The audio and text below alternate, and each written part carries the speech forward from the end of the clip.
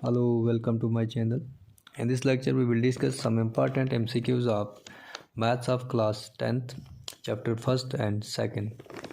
तो चलिए बेटा आपके MCQs मैंने लिए हैं फर्स्ट और सेकंड चैप्टर के रियल नंबर एंड पॉलिनोमियल से। क्वेश्चन फर्स्ट है, for some positive integers m every even integer is of the form. बोल रहा कि कोई भी एक बेटा पॉजिटिव इंटीजर होगा, आपका m होगा, वो कब होगा कि आपका इवन नंबर की इवन इंटीजर्स की फॉर्म में कब होगा। मीन्स m यहाँ पर है m प्लस 1 2m प्लस 1। इनमें से आपको ऑप्शन बताना है कि कौन सा ऑप्शन राइट ऑप्शन होगा। तो चलो बेटा आपको बोला गया है पॉजिटिव इंटीजर्स लेने के लिए, तो इसका मतलब है कि 0 से सारे लार्जर नंबर होंगे। तो मैंने m की वैल्यूज़ ली है 1 2 3 4 कुछ भी।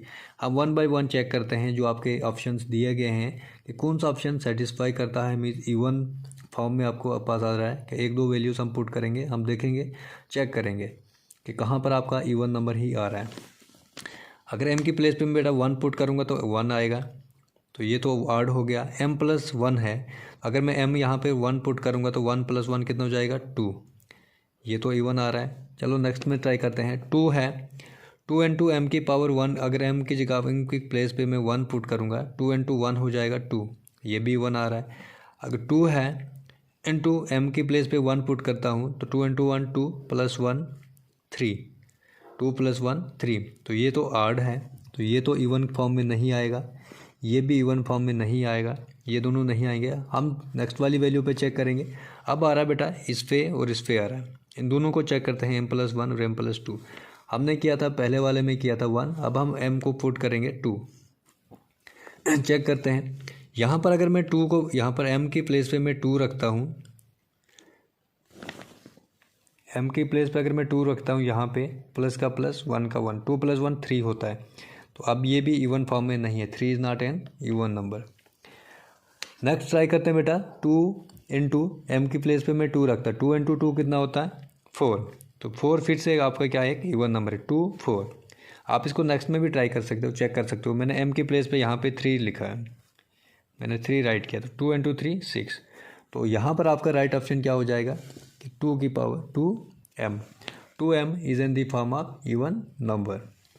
सेम क्वेश्चन आपका नेक्स्ट क्वेश्चन है, for some positive integer q every odd integer is of the form. कोई भी पॉजिटिव इंटीजर q है बेटा, मीन्स 1 2 3 4 5 6 कोई भी नंबर ले लो, every odd integer is of the form. Odd integer जैसे हमने इवन इंटीजर्स के लिए कि कौन सा हमें पूरा इवन नंबर मिल रहा है, मीन्स हर स्टेप पे जितने भी हम इवन नंबर्स ले लेंगे तो हमें इवन नंबर वहाँ पे मिलना चाहिए, चाहे हम ऑड के साथ मल्टीप्लाई करें कुछ भी, तो हमें इवन मिलना चाहिए। तो सेम हम यहाँ पर भी कर रहे हैं। देखो बेटा Q है, तो Q की वैल्यूज़ मैं फिर से यहाँ पे पुट करूँ, Q इक्वल टू 1 2 3 कुछ इस तरह से 4 तक कुछ भी ले लो आगे, सो ऑन। अगर Q को मैं 1 पुट करता हूँ तो Q की वैल्यू यहाँ पर क्या हो जाएगी 1। Q को अगर मैं 1 पुट करता हूँ तो Q प्लस 1 कितना हो जाएगा 2, मीन्स 1 इसकी जगह प्लेस पे 1 पुट करूँगा 1 प्लस 1 तो ये 2 हो जाएगा, ये तो इवन आ गया, तो इसको अगले नेक्स्ट टाइम मैं लूँगा ही नहीं। 2Q है, 2Q है तो देखो बेटा 2 इंटू 1, Q की प्लेस पे 1 लिखूँगा मैं तो इधर हो जाएगा 2, ये भी आपका ऑप्शन गलत है, ये भी नहीं आ रहा। नेक्स्ट वाला आपके पास 2Q प्लस 1, इसको चेक करते हैं। 2 into 1 plus 1 is equal to 2 into 1 2 plus 1 2 plus 1 equal to 3। हमारे पास दो ऑप्शन और आ रहे हैं, एक तो आपका यह Q इक्वल टू 1 आ रहा है और सेकंड वाला आ रहा है Q 2Q plus 1 equal to 3। Next आपकी बात करते हैं, यहाँ पे नेक्स्ट वाले पार्ट की बात करते हैं। ये वाला आर्ट दे रहा है और ये वाला आर्ट यहाँ पे हमें मिल रहा है, तो हम चेक करते हैं Q की वैल्यू हम पुट करते हैं 2। देखो इस पे करेंगे क्या, यहाँ पर 2 इंटू Q है तो 2 इंटू 2 कितना हो जाएगा, इसको मैं आगे लिखता हूँ 2 इंटू 2 प्लस 1, 2 इंटू 2 होगा बेटा 4 प्लस 1 इज इक्वल टू 5, तो 5 एक ऑड नंबर है। अब यहाँ पर Q 1 आया था, तो अगर मैं Q की वैल्यू यहाँ पे 2 पुट करूँगा तो क्या हो जाएगा 2 equal to Q equal to 2, तो 2 इवन नंबर है। यहाँ पर भी आपका इवन नंबर आया, यहाँ पर भी आपका इवन नंबर, यहाँ पर भी, और ऑप्शन नंबर डी आपका करेक्ट है। Means any positive integers is in the form of 2Q plus 1, वो आड नंबर होंगे। जब भी आपका कभी भी आपका हमेशा बेटा याद रखना, देखो 2Q हमने ऊपर जैसे 2M हमने प्रूव किया हुआ है कि ये इवन नंबर होता है, और इवन नंबर में कभी भी आप 1 ऐड करोगे तो आपका रिजल्ट हमेशा ऑड नंबर ही आएगा। तो सो 2 + 1 इज़ राइट आंसर। चलो बेटा नेक्स्ट क्वेश्चन देखते हैं। n² - 1 is divisible by 8 if n is an integer, a natural number, an even integers, an odd integers। देखो बेटा n की बात कर रहा है कि n² - 1 is divisible by 8। n² - 1 जो है डिविजिबल हो जाएगा, डिवाइड हो जाएगा 8 से। इफ़ n क्या होगा, इंटीजर होगा, कोई भी एक इंटीजर होगा, अ नेचुरल नंबर होगा, इवन नंबर होगा, और फिर ऑड इंटीजर होगा। देखो बेटा इवन अगर इंटीजर्स की बात करूँगा मैं तो लेट इट बी, मैं 4 मान के चलता हूँ। अगर मैं 4 मान के चलता हूँ, देखो मैं चेक करूँगा, मान के चलो कि n जो है आपका 4 है, तो 4 का यहाँ पर अगर इसका देखेंगे n² है, तो n² का मतलब 4 का स्क्वायर कितना होगा 16, 16 - 1 कितना होगा 15/8। तो 15/8 जो है ये डिवाइड पूरा डिवाइड नहीं हो रहा है, डेसिमल्स में आ रहा है, तो आपका डिवीजन कंप्लीट डिवीजन चाहिए। नेचुरल नंबर बेटा फिर से कोई एक n में इसको ले लेता हूँ, 4 को ले लेता हूँ, तो फिर आपका ऑप्शन वही आएगा। इवन नंबर की बात करूँगा तो इवन नंबर कोई भी ले लो, 6 ले लो, 8 ले लो, 9 ले लो, 9 नहीं 10 ले लो, 12 ले लो, कोई भी नंबर ले लो, तो यहाँ पर भी आपका पूरे तरीके से आपका यहाँ पे आपका बेटा ये डिवाइड नहीं होता। लेट इसको चेक करते हैं।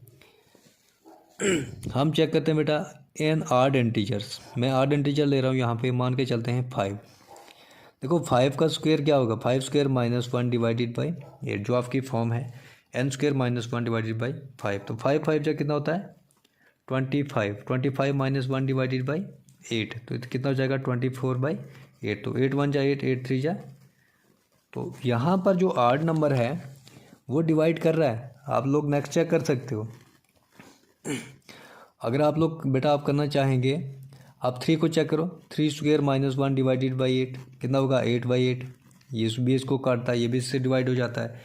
तो कोई भी ऑड नंबर होगा, कोई भी ऑड नंबर ले लो, कोई भी जो n होगा odd number, n odd number ले लो, तो आपको वो डिवाइड करेगा, -1 कर दो उसको, n² - 1 कर दो, वो डिवाइड करेगा 8 से, 8 से मीन्स डिवाइड हो जाएगा। तो आपका ऑप्शन नंबर डी करेक्ट है। नेक्स्ट में बात करेंगे, late b be a prime number and a be any positive integers if p divides a² then p divides। आपको ये थ्योरम के टाइप में दिया गया है, मोस्ट ऑफ टाइम्स ये क्वेश्चंस पूछा जाता है कि p एक प्राइम नंबर है। प्राइम नंबर बेटा आपको पता होना चाहिए, प्राइम नंबर होता है numbers have 2 factors with 1 and itself. कोई भी ऐसे नंबर्स जिनके 2 फैक्टर होते हैं, या तो 1 से होता है या खुद से फैक्टर होता है, तो उनको हम बोलते हैं प्राइम नंबर्स। बोल रहा है कि यहाँ पर जो है p एक प्राइम नंबर है एंड a भी एनी पॉजिटिव इंटीजर, a कोई भी एक इंटीजर है। इफ़ अगर p उसको क्या कर रहा है डिवाइड, उसके स्क्वायर a² को डिवाइड कर, देन p डिवाइड्स किसको भी करेगा। तो लेट बेटा कोई भी मान के चलो, पॉजिटिव इंटीजर की बात की है तो मान के चलते हैं, मैं यहाँ पे मान के चलता हूँ 4, a को मैं 4 मान रहा हूँ, ठीक है बेटा। a² क्या हो जाएगा 4 का स्क्वायर मीन्स 16 हो जाएगा। अगर a × a होगा, इसको अगर मैं ऐसे लिखूँगा a × a = 4 × 4।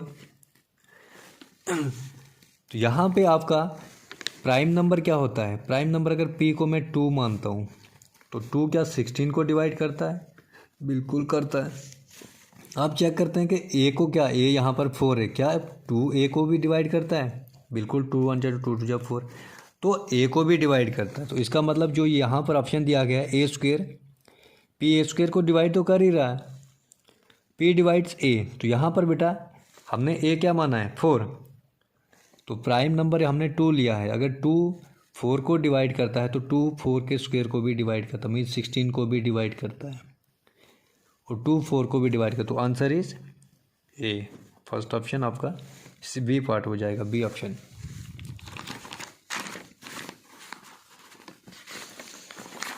चलिए नेक्स्ट बात करते हैं बेटा, right the number of zeros in the end of a number whose prime factorisation is 2 की पावर 2 × 5 पावर 3 × 3 पावर 2 × 17 पावर 1। देखो बेटा कोई भी नंबर अगर एंड में उसके 0 आता है तो वहाँ पर एटलीस्ट आपके पास 2 और 5 का फैक्टर होना ही होना चाहिए। ये चीज़ आपको अच्छे से पता भी है। कोई भी नंबर जहाँ पर, जैसे मैं 10 ले लेता हूँ, 10 को ले लेंगे, 10 के फैक्टर करो 2 इंटू 5, देखो 1 0 है तो 2 इंटू फैक्ट। अगर मैं 100 ले लेता हूँ तो 100 की बात करता हूँ तो क्या हो जाएंगे इसके फैक्टर जब बनाओगे आप 2 इंटू 2 इंटू 5 इंटू 5। तो प्राइम फैक्टराइजेशन से देखो बेटा 2 इंटू 2 का पावर मतलब बेसिस सेम है तो पावर ऐड हो जाएंगी तो 2 बन जाएगा इंटू 5, 5 या 25 तो 5 का स्क्वायर। जब भी आपके जितने ज़ीरो होंगे उतने इनकी पावर्स होंगी, 2 और 5 की पावर होंगी, और जितने भी नंबर्स होंगे जो एंड ज़ीरो से करेंगे उनके 2 और 5 में फैक्टर आएंगे ही आएंगे। तो यहाँ पर बोला गया है कि आपको बताना है कि number of zeros in the end of a number whose prime factorisation इस तरह से है। देखो 2 की पावर 2 है, 5 की पावर 3 है, तो हमने बाकी वालों को देखना नहीं है, हम बाकी को चेक नहीं, हमें ये देखना है कि 2 और 5 की पावर में है। 2 की पावर n मीन्स कोई भी नेचुरल नंबर और 5 की पावर n कोई भी नेचुरल नंबर्स है नहीं है, हाँ हाँ बिल्कुल है। तो यहाँ पर हम देखेंगे कि 2 की और 5 में सबसे लोएस्ट पावर किसकी है, तो हमें यहाँ पर देखना 2 की पावर 2 और 5 की पावर 3 है। तो हम इसको ऐसे राइट करेंगे 2 into 2 into 5 into 5 into 5 into आगे जो भी है 3 का स्क्वायर इंटू 17 की पावर 1। तो देखो बेटा एक तो आपका ये वाला ज़ीरो होगा, तो एक ज़ीरो आपका होगा ये वाला, बाकी वाले तो नंबर नहीं है, बाकी इसका पेयर नहीं बन रहा है 2 के साथ, तो हम कितने बोलेंगे 1 0 इसका 1 0 इसका, तो कहीं पर 2 ऑप्शन है, बिल्कुल है। तो ये आपका हो जाएगा answer number C, C is right answer. अब बोल रहा है कि आगे पूछा गया question, are the smallest prime number and the smallest composite numbers को प्राइम। सबसे पहले आपको बेटा को प्राइम्स पता होना चाहिए। को प्राइम होते क्या हैं? को प्राइम वो नंबर होते हैं जिनका HCF 1 हो, जिनका HCF क्या हो 1 हो, नंबर्स विच हैव HCF 1। दोनों नंबर ऐसे नंबर ले लो जिनका HCF 1 आता तो उनको हम बोलते हैं को प्राइम। अब देखो बेटा स्मॉलेस्ट प्राइम नंबर कौन सा होता है? 1 तो नहीं होता है, 1 ना तो प्राइम नंबर होता है ना ही कंपोजिट नंबर होता है, क्योंकि 1 के फैक्टर सिर्फ 1 से ही बनता है। तो प्राइम नंबर के लिए आपको एटलीस्ट 2 फैक्टर चाहिए होते हैं, 1 से और इटसेल्फ से। तो प्राइम नंबर सबसे प्राइम नंबर छोटा की सबसे स्मॉलेस्ट प्राइम नंबर की बात करूँगा तो वो होता है 2। कंपोजिट नंबर सबसे कंपोजिट नंबर 3 तो प्राइम नंबर है, 2 प्राइम नंबर है, 3 प्राइम नंबर, कंपोजिट नंबर छोटा उसके बाद 4।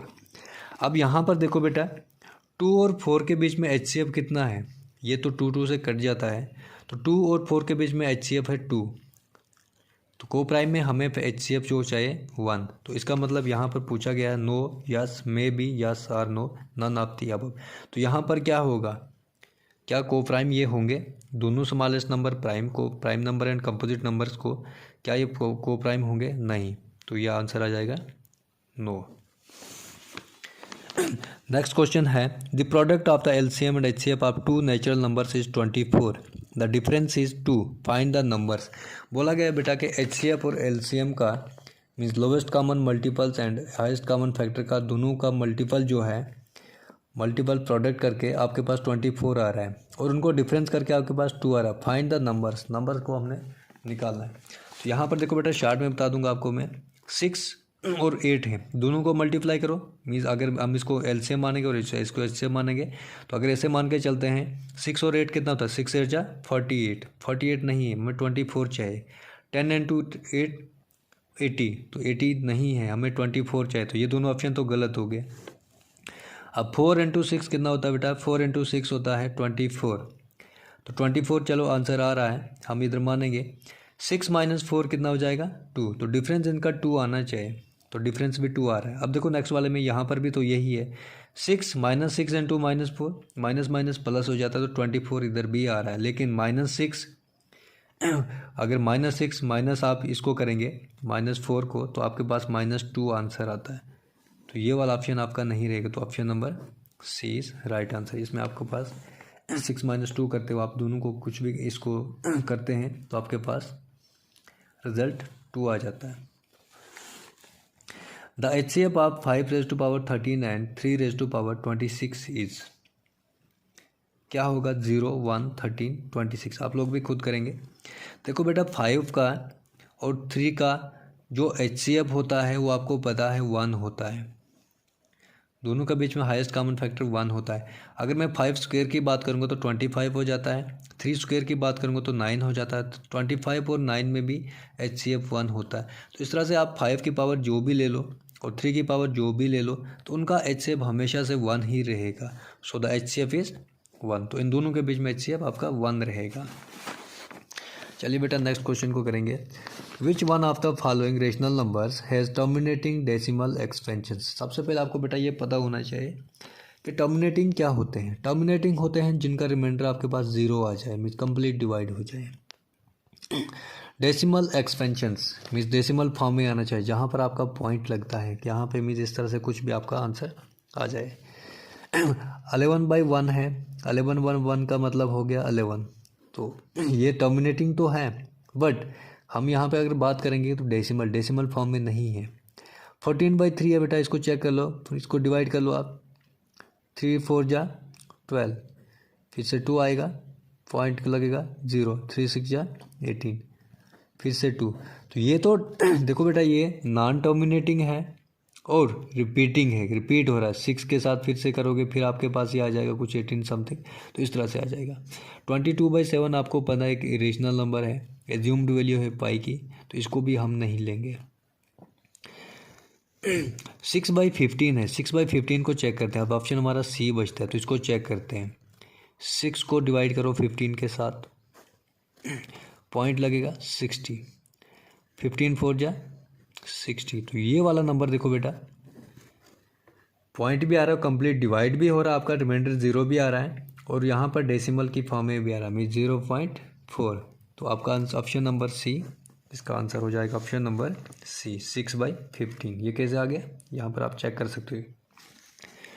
तब कुछ क्वेश्चन रहते हैं उनको सॉल्व करते हैं। क्वेश्चन नंबर 10 है, the product of the zeros of quadratic polynomial x² + 7x + 10 is. Given quadratic polynomial है हमारे पास, हमने इसके प्रोडक्ट ऑफ जीरोज निकालने। तो प्रोडक्ट ऑफ जीरोज बेटा देखो, शॉर्ट में अगर मुझे कराना होगा तो शॉर्ट में हम इसको कर सकते हैं, नहीं तो हमें क्या होता है कि हम पहले स्प्लिट करते हैं मिडिल टर्म्स को, उसके जीरोज फाइंड करते हैं, उसके बाद हम क्या कहते हैं बेटा इसके प्रोडक्ट्स फाइंड करते हैं या सम ऑफ जीरोज फाइंड करते हैं, प्रोडक्ट ऑफ जीरोज। तो मैं शॉर्ट में आपको बताऊंगा प्रोडक्ट ऑफ जीरोज क्या होता है बेटा। देखो ये होता है C/A, किसी भी दो टर्म्स का सम ले लो, मल्टीप्लाई करके ये चेक करके देखो कि क्या आपके पास ये वाला आंसर आ रहा है। C/A देखो, C होता है बेटा आपका constant term, this is constant 10 जिसके साथ कोई भी कोफिशिएंट ना हो।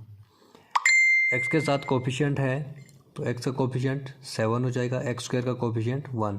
तो ये होता है constant term divided by a का मतलब होता है coefficient of x², coefficient of x²। Coefficient of x² क्या है बेटा, कांस्टेंट आपके पास 10 है, कोफिशिएंट देखो यहाँ पर आपका x² का कोफिशिएंट 1 है, तो हम लिखेंगे 1, 10/1 = 10। तो देखो आपको यहाँ पर कहीं पर है 10 की वैल्यू, यहाँ पर है 10 = C, तो ये वाला आपका ऑप्शन आंसर हो जाएगा। अब इसको देखो बेटा लॉन्ग मेथड में अगर करेंगे, जैसे हम क्वेश्चन को सॉल्व करते हैं तो वैसे भी हम इसको कर सकते हैं। x² + 7x + 10, हम क्या करते हैं इसको और इसकी मल्टीप्लिकेशन करते हैं, इसके कोफिशिएंट के, इसका कोफिशिएंट 1 है तो 10 के फैक्टर्स निकाल दो। 10 के फैक्टर आए 2 और 5, तो यहाँ पर चेक करते हैं बेटा 2 + 5 होता है 7, 2 × 5 करेंगे तो 10x² आना चाहिए। अब यहीं पर मैंने x को यहाँ पे दोनों को डिस्ट्रीब्यूट कर दिया, 2x + 5x + 10 = 0। 2x + 5x होता है 7x, 2 × 5 10, x × x x², 10x²। दोनों में x, यहाँ पर इन दोनों में x कॉमन निकल रहा है तो x + 2 + 5 यहाँ से कॉमन निकलेगा, x + 2 = 0। तो बेटा x + 2 × x + 5 = 0, ये वाला x + 2 × x + 5 दोनों में कॉमन आ रहा है, और ये हो गया आपका। अब आपके पास जो जीरोज आ रहे हैं x = -2 और -5, तो जब भी हम प्रोडक्ट ऑफ जीरोज निकालते हैं तो हम क्या कहते हैं बेटा, प्रोडक्ट दोनों जीरोज का प्रोडक्ट करो = C/A। अगर इन दोनों की वैल्यू इक्वल आ रही है, मीन जो आपका product of zeros = C/A equal आ रहा है, तो दैट मीन्स आपके वो जीरोज होने इक्वल, दोनों में दोनों साइड आपका लेफ्ट हैंड साइड और राइट हैंड साइड इक्वल आना चाहिए। -2 × -5, ये दोनों जीरोज, इनको हमने माइनस प्लस कर मल्टीप्लाई कर दिया। इसके बाद C/A हमारे पास क्या है 10/1, 10 मैंने आपको पहले बता दिया था चार्ट में, यहाँ पर माइनस माइनस प्लस हो जाता है, 2 × 5 10, 10/1 = 10। तो आपका जो ऑप्शन सही है राइट आंसर है वो है C पार्ट। चलिए क्वेश्चन नंबर नेक्स्ट देखते हैं, क्वेश्चन नंबर नेक्स्ट देखते हैं। The sum of two irrational number is always. देखो बेटा इरेशनल नंबर क्या होते हैं, वो नंबर्स जो टर्मिनेट नहीं होते हैं, नॉन टर्मिनेटिंग। तो यहाँ पर हम बात करेंगे रेशनल नंबर्स की। तो रेशनल नंबर में बोल रहा है कि दो नंबर्स को, इरेशनल नंबर्स को सम जब करेंगे हम, तो हमेशा बेटा याद रखना इरेशनल ही आता है। इसका भी वीडियो में बताऊंगा रेशनल और इरेशनल पे। कभी भी इरेशनल नंबर का मल्टीप्लिकेशन इरेशनल के साथ करो तो इरेशनल आएगा, इरेशनल नंबर के साथ किसी को भी ऐड कर दो इरेशनल ही आएगा आपका नंबर। तो आपका जो राइट आंसर रहेगा वो आपका होगा बी पार्ट। इरेशनल नंबर्स बेटा जो आपके नंबर्स, ऐसे नंबर जो आपके एंड ऑफ नहीं होते हैं, जिनका आपके पास शॉर्ट में कहूँगा तो रिमाइंडर 0 नहीं आएगा। नेक्स्ट क्वेश्चन है, 12th क्वेश्चन है, HCF ऑफ 8, 9 एंड 25 इज। देखो HCF होता है क्या है बेटा, HCF होता है कि कौन सा ऐसा हाईएस्ट कॉमन फैक्टर होगा जो इन तीनों को डिवाइड करता है। तो देखो 8 का यहाँ पर ऑप्शन दिए गए हैं, 8, 9, 25 एंड 1।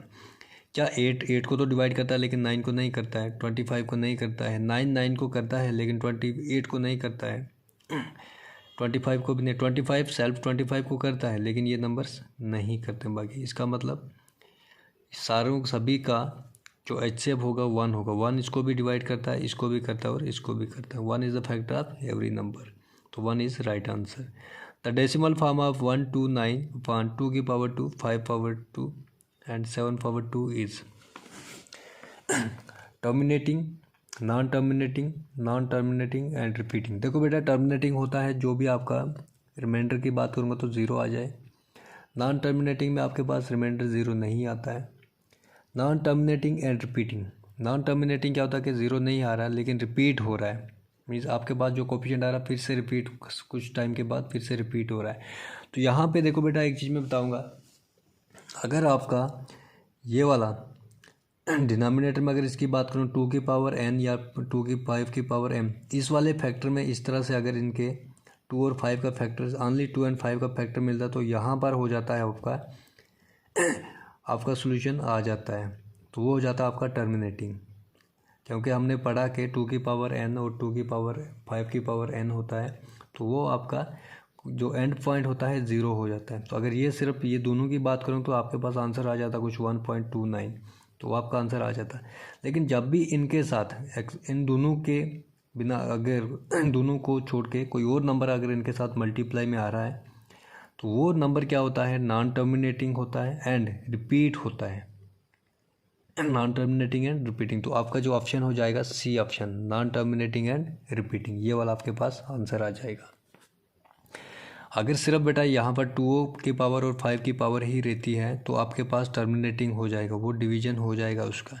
लेकिन अगर कोई और नंबर रहता है तो वो जाता है नॉन टर्मिनेटिंग रिपीटिंग, कुछ टाइम के बाद, कुछ स्टेप्स के बाद फिर से रिपीट होना स्टार्ट हो जाएगा। नेक्स्ट क्वेश्चन देखते हैं बेटा, in a standard form of quadratic equation x² + bx + c a b c r।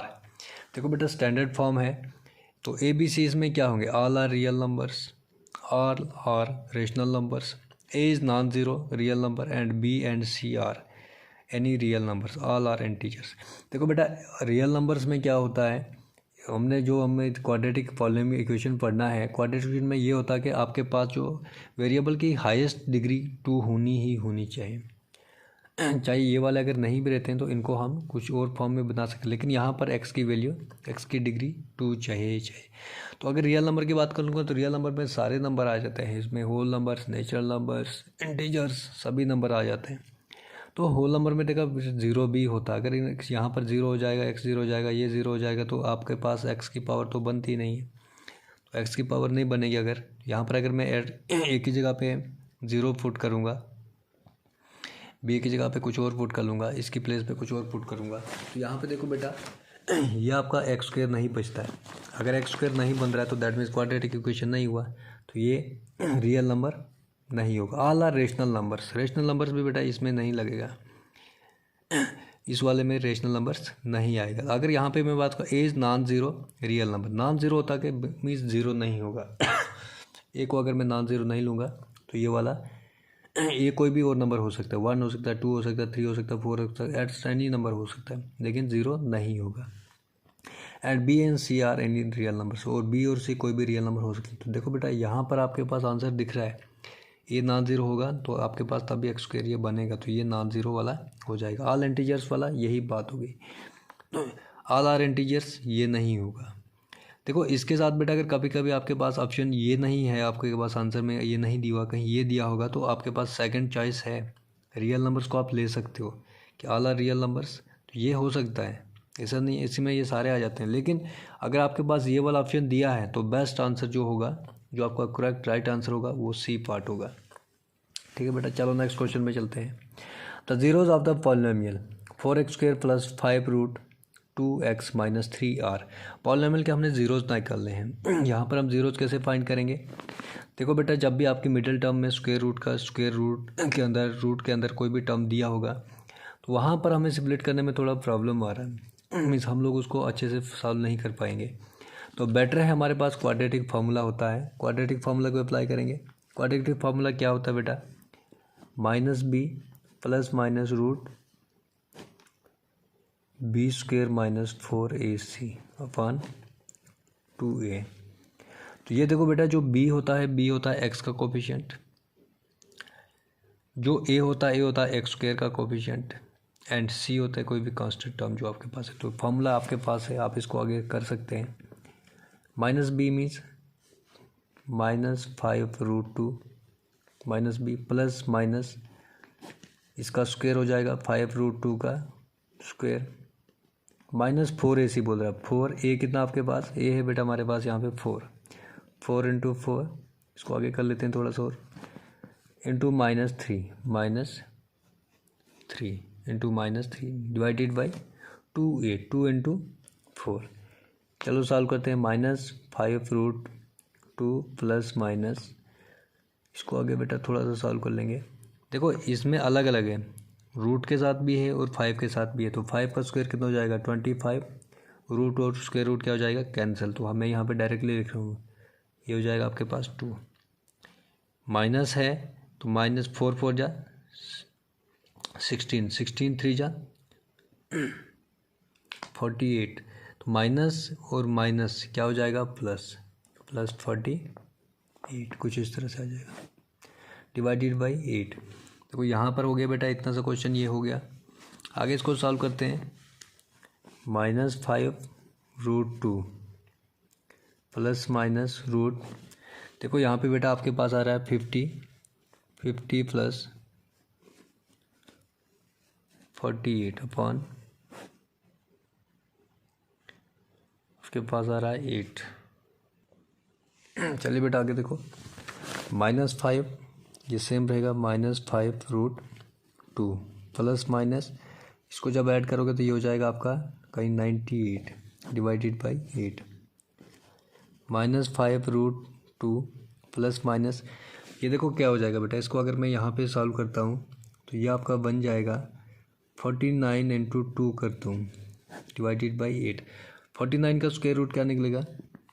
-5√2 plus minus 49 का 7 बाहर आ जाएगा इंटू 2/8। आप अलग अलग दे सकते हैं बेटा, -5√2 -7√2/8, एक ये 0 आ जाएगा इसका। एक नेक्स्ट वाला आ जाएगा -5√2 प्लस 7√2/8। इस तरह से कुछ कर सकते हैं। ये कितना हो जाएगा बेटा? ये हो जाएगा आपका -12√2/8। इसको कर सकते हैं। -5√2 है, -7√2 है, तो इन दोनों को ऐड करेंगे, साइन माइनस करेगा तो ये ऐड हो जाएंगे। नेक्स्ट में आपके पास क्या आ जाएगा? इसको जब हम करेंगे तो ये हो जाएगा आपके हमारे पास यहाँ पे 2√2/8। यहाँ पे देखो इनका HCF 4 है, 4 3 जा 4 2 जा 8, 4 3 जा 12। तो कितना हो जाएगा? -3/2√2, 2 1 जा 2, 2 4 जा 8, तो आ जाएगा आपका √2/4। अब ऑप्शन देखते हैं हम, क्या ये वाले कहीं पर जीरोज आ रहे हैं हमारे पास? -3/2 √2 √2/4। यहाँ पर देखो बेटा -3/3√2 ये तो नहीं है, -3√2 ये भी नहीं है। ये ऑप्शन हमारे पास यहाँ पे सी, अगर मैं इसकी बात करूँगा सी ऑप्शन की, तो ये वाला कहीं पे हमारे पास आ रहा है। देखो ये -3√2/2 -3√2/2 √2/4, तो ये वाला आंसर हमारा यहाँ पे हो गया। नेक्स्ट है हमारे पास the sum and product of the zeros of a quadratic polynomials are 3 and -10 respectively. Respectively का मतलब होता है बेटा कि ऑर्डर वाइज में, जैसे आप यहाँ पर बोला कि सम, इसका मतलब सम ये है 3, प्रोडक्ट की बात की तो प्रोडक्ट वाला ये हो जाएगा द क्वाड्रेटिक पॉलिनोमियल इज। अब यहाँ पर हमने बताना कि क्वाड्रेटिक पॉलिनोमियल क्या होगा, जितने ये थे x² - 3x + 10, x² + 3x - 10, x² - 3x - 10, x² + 3x + 10। तो मैंने आपको अभी जैसे पिछले क्वेश्चन में भी एक क्वेश्चन में आपको बताया था कि सम हम कैसे निकालते हैं। सम के लिए हमारा होता है, जब हम सम ऑफ जीरोज निकालते हैं तो वो होता है हमारा -b/a। b होता है कोफिशिएंट ऑफ x, a होता है कोफिशिएंट ऑफ x²। -b तो -b यहाँ पर की बात करेंगे तो 3 होगा, -3 डिवाइडेड बाई a, इसके नीचे कुछ भी नहीं है तो हम a को मानेंगे 1। अब नेक्स्ट में क्या होता है बेटा, प्रोडक्ट की बात करेंगे तो प्रोडक्ट निकालते हैं इसका। प्रोडक्ट क्या है, प्रोडक्ट होता है c/a, तो इसका मतलब हो जाएगा हमारे पास यहाँ पे c है -10, a कुछ भी नहीं है तो इसका मतलब 1। तो अगर बेटा यहाँ पे अगर मैं देखूँगा a है हमारे पास 1, जो b है हमारे पास -3, c है -10। तो अगर मैं किसी भी क्वाड्रेटिक इक्वेशन ऐसा होता है ax² + bx + c = 0, कुछ इस फॉर्म में होता है, तो मैं a की जगह पे यहाँ पे पुट करता हूँ 1x मीन्स x², b की जगह पे -3x, c की प्लेस पे मैं लिखता हूँ -10 = 10। अब देखो ये वैल्यूज़ पुट की मैंने x y की, c हमारे पास क्या -10 तो -10 मैंने लगा दिया, b कितना -3 into x into x² into 1 means x², तो x² -3x -10 कहीं पर है, x² -3x -10, तो ये हमारा हो जाएगा राइट ऑप्शन सी, ये वाला। तो ये थे बेटा हमारे MCQs। मैं आगे वाले क्वेश्चंस भी आपको करूँगा, आगे वाले जो चैप्टर्स हमारे नेक्स्ट उन पे भी बनाने की कोशिश करूँगा। Thank you.